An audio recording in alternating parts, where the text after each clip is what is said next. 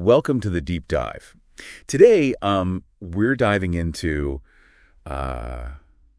Neville Goddard's Awakened Imagination. Ooh. I think you're really going to like this one. I'm excited. Yeah, so this book is all about how our imagination shapes our reality. It's not just, some kind of tool. Right. He really believes that imagination is the creative force in our lives. He even asked this question. Okay. If all things are possible to Christ Jesus, and Christ Jesus is our imagination, are all things possible to us?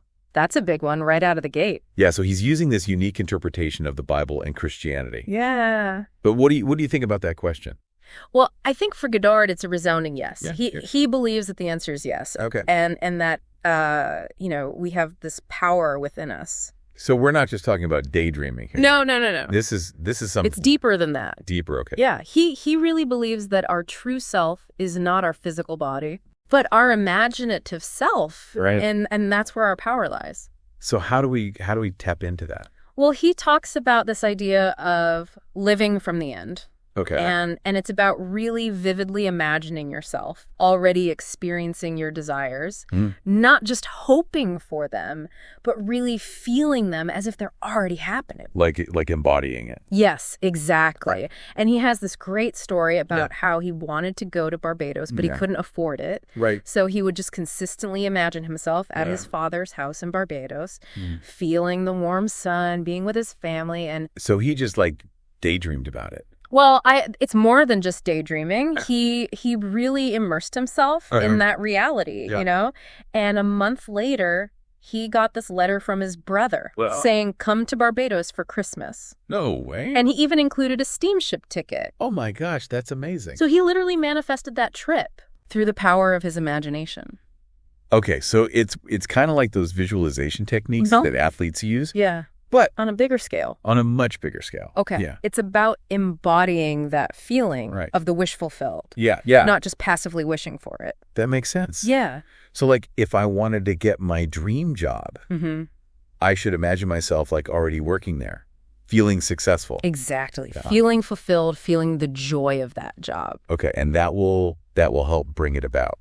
That's what Goddard would say. Okay. Well, yeah. So it's not just about external actions. Yeah. It's about our inner world. Inner world. Okay. Yeah. And he also talks about the importance of our inner speech. Inner speech. So that's the constant conversations we have with ourselves in our heads. Right. And he believes that these internal dialogues are just as influential as our outward actions in shaping our reality. So what I tell myself matters.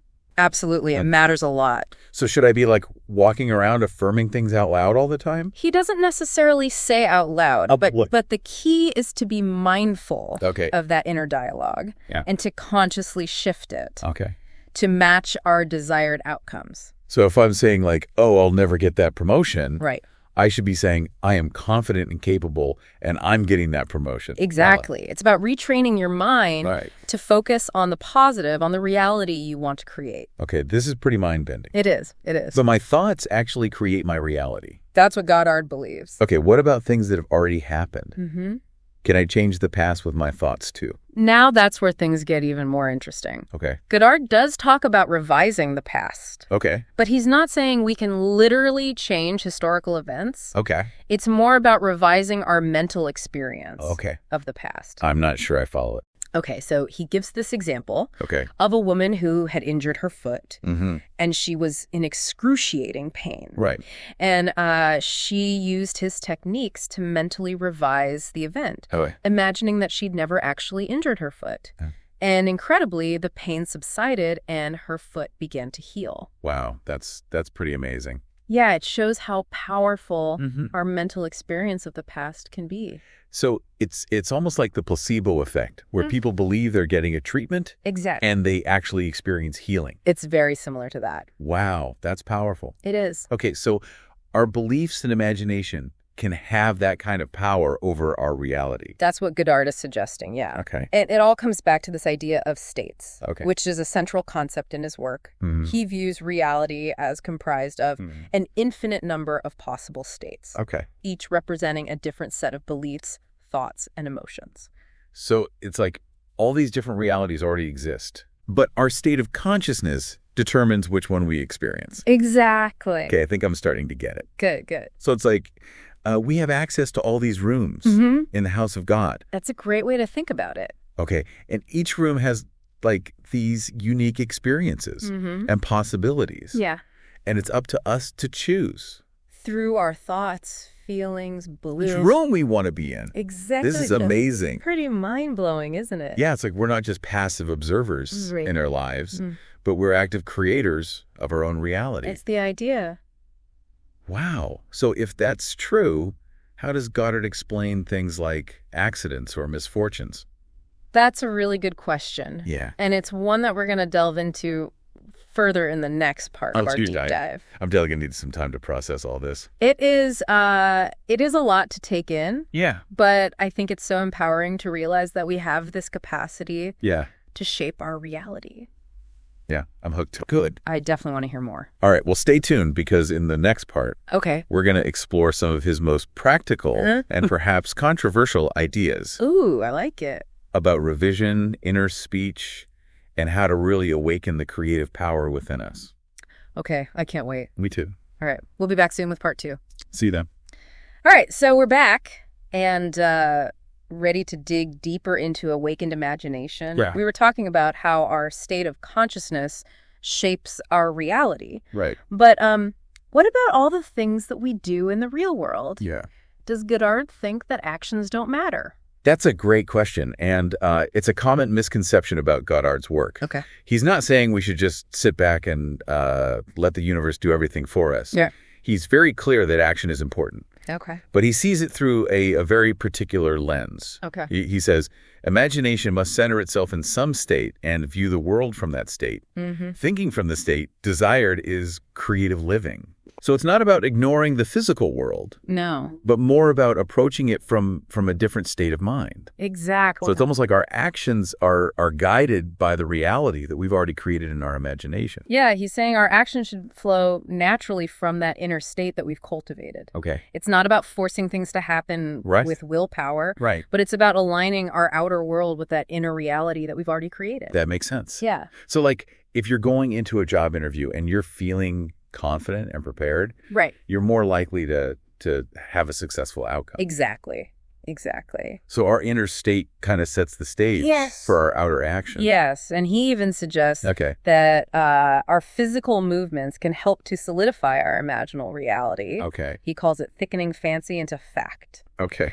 And he recommends mentally rehearsing actions that imply the fulfillment of our desires, especially as we're falling asleep. So like if I'm trying to manifest a new home, I might imagine myself unpacking boxes or watering plants in the garden. Exactly. Those kinds of mental rehearsals, he believes, help to bridge the gap between the inner and outer world. So it makes it more like real in a way? More tangible and real. Yeah. Exactly. So this is all very interesting. I'm starting to see how it all fits together. Yeah. You mentioned earlier this idea of the natural man and the spiritual man. Can you elaborate on that a little bit? Yeah, so he talks about these two centers of thought within us, the natural man and the spiritual man. Okay.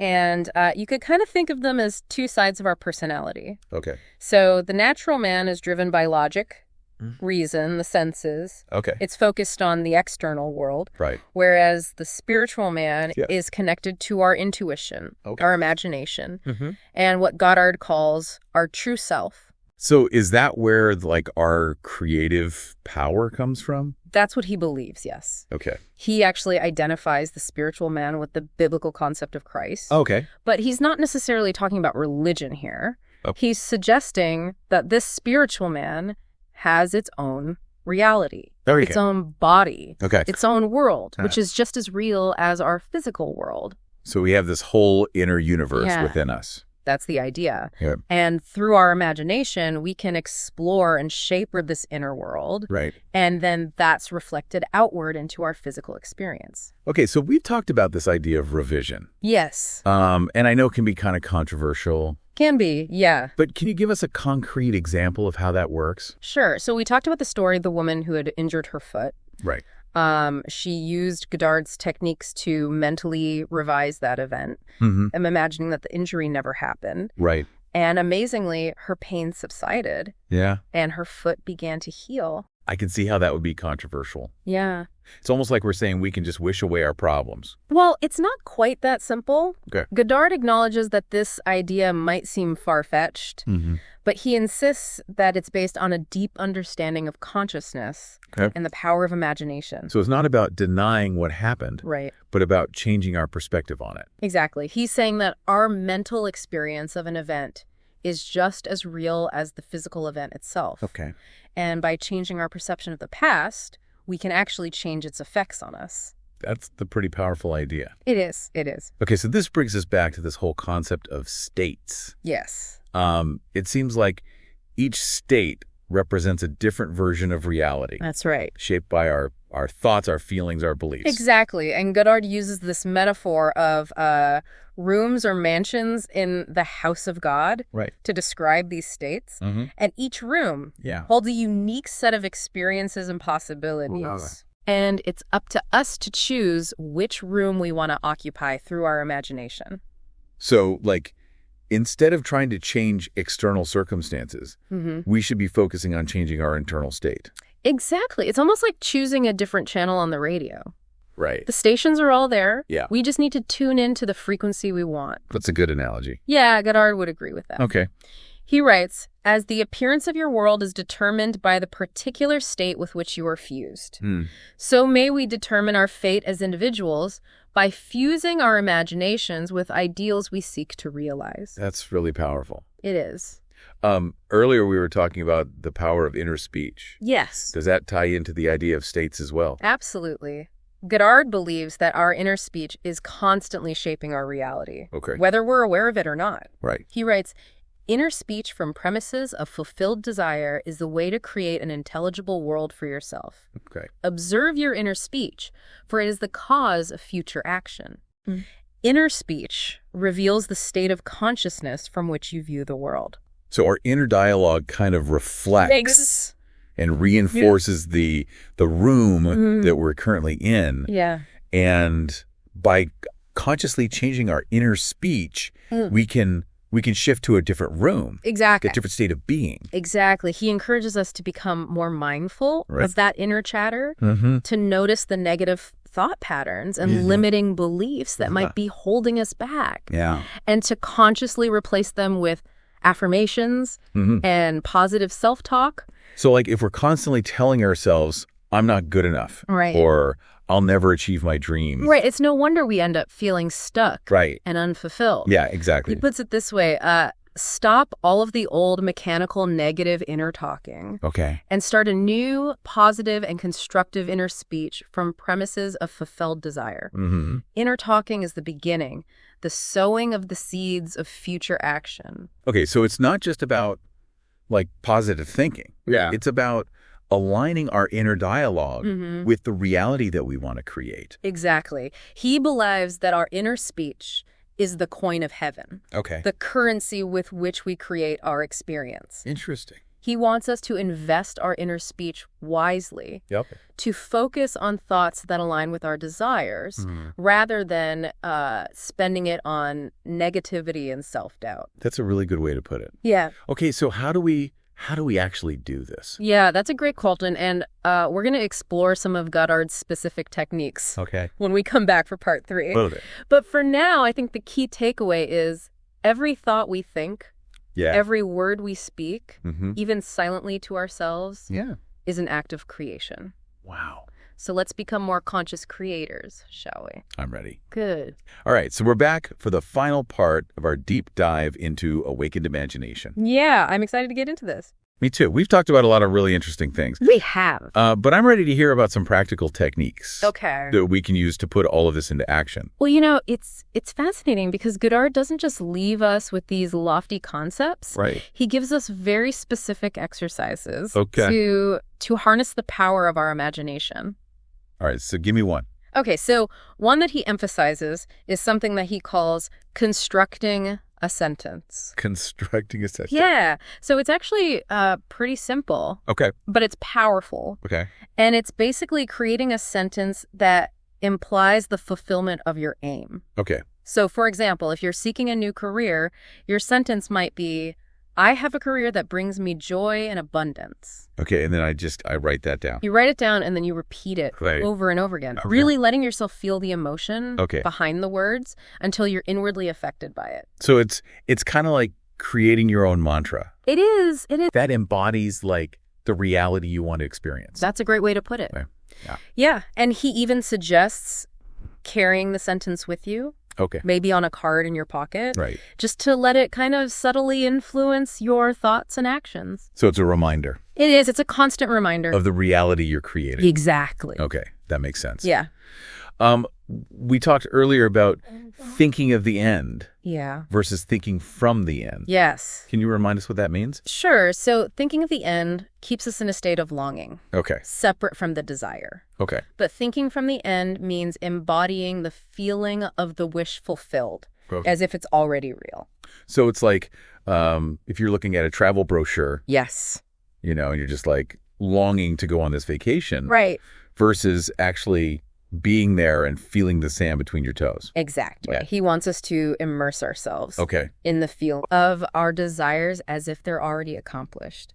And he believes that is what truly unlocks the creative power of our imagination. All right, that makes sense. Yeah. There's something else that I wanted to ask you about. Okay.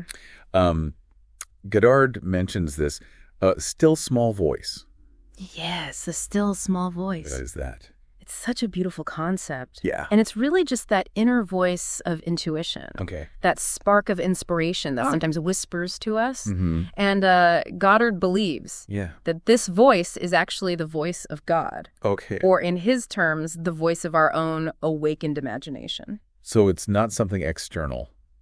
No, it's not external. It's coming from within. It's our own deepest wisdom. Okay, so it's like our gut instinct, that feeling of knowing. It is. It is. Okay. And he really urges us to trust that voice. Right. Even if it doesn't seem logical or practical. Even if it doesn't make sense at the time. Exactly, because he believes that by aligning our inner speak with the promptings of this still small voice, we can achieve amazing things. Okay, so just trust it. Trust it. That's the key. All right. Well, this has been a fascinating journey. It has. Through awakened imagination. It really has.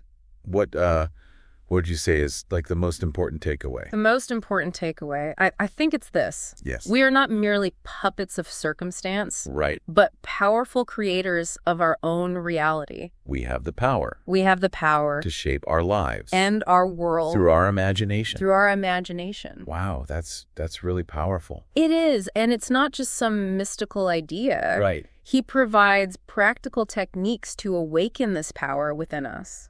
It's really inspiring. It is. I mean, it's like we're not limited by our past or our circumstances. Right. Or even what we think is possible. Right. We can literally imagine a new reality into being. That's amazing. It is. Well, there you have it, folks. Our deep dive into Awaken Imagination by Neville Goddard. I hope you enjoyed it. Me too. And, maybe you can try some of these techniques out. Yeah. See what happens. All right. Until next time, keep those imaginations flowing. And remember, the greatest adventure you can embark on is the journey into the depths of your own awakened imagination.